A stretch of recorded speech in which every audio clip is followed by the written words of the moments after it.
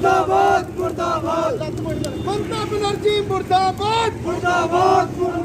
बंद करो राजनीतिक हिंसा, बंद करो राजनीतिक हिंसा, बंद करो राजनीतिक हिंसा, बंद करो राजनीतिक हिंसा, बंद करो। और जीतना हारना ये भी एक प्रक्रिया है, कोई जीतता है कोई हारता है। लेकिन जिस तरह से बंगाल में राजनीतिक हत्या हुई हैं, जीतने के बाद उसको जितनी निंदा की जाए उतना कम है। आपने देखा होगा कि बंगाल में लोगों के घर तोड़े जा रहे हैं, महिलाओं के रेप हो रहे हैं। एक ममता बनर्जी सीएम पश्चिम बंगाल की, और उसके बावजूद महिलाओं के साथ अत्याचार। और आपने देखा होगा ये 2-3 दिन में 10-12 हत्याएं जो हैं, निर्मम हत्या की गई हैं। हम इसकी कड़ी निंदा करते हैं और अपनी सेंट्रल गवर्नमेंट से भी चाहते हैं कि इस चीज़ पर कड़ी से कड़ी जो है कार्रवाई की जाए, ताकि ऐसी हत्याएं जो दोबारा ना हो और हमारे कार्यकर्ताओं का मनोबल जो वो ना टूटे।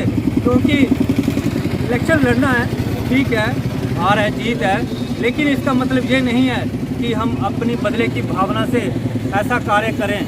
राजनीतिक हत्याएं जो हैं ये किसी भी तरह से मंजूर नहीं है। आपने देखा जम्मू कश्मीर में भी चुनाव हुए लेकिन कोई हिंसा नहीं हुई। बाकी भी अभी 4 स्टेटें और थी उनके साथ, तमिलनाडु थी, केरला थी, पुडुचेरी थी। बंगाल में ही हिंसा क्यों हुई? ये दर्शाता है कि विशेष समुदायों को खुश करने के लिए बंगाल चुनावों के नतीजे घोषित हुए थे और नतीजों में जो तृणमूल कांग्रेस है, ममता बनर्जी की पार्टी है, उसको जीत मिली थी। और हमने भी खुले दिल से, खुले मन से जनता जनार्दन के फैसले को स्वीकार भी किया था और हाथ जोड़कर, सर झुकाकर हमने पूरा स्वीकार किया और ममता बनर्जी को हमारे नेतृत्व ने, हमारी पार्टी ने उन्हें बधाई भी दी। लेकिन आपने देखा होगा पिछले 5 सालों से एक राजनीतिक हिंसा वहां पर चल रही है।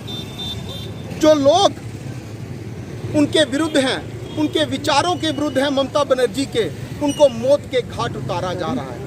पिछले 5 सालों में लगभग हमारे 500 से लगभग कार्यकर्ताओं को मौत के घाट उतार दिया।